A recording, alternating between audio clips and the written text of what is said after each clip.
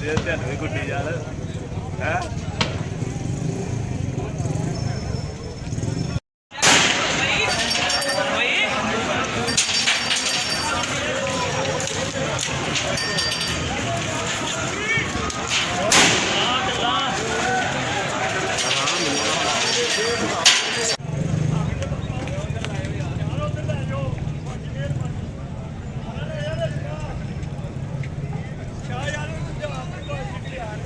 ਅੱਜ ਵੀਡੀਓ ਤੁਸੀਂ ਬਣਾ ਦਿਓ ਤੁਹਾਨੂੰ ਵੀ ਗੁੱਡੀ ਯਾਰ ਹੈ।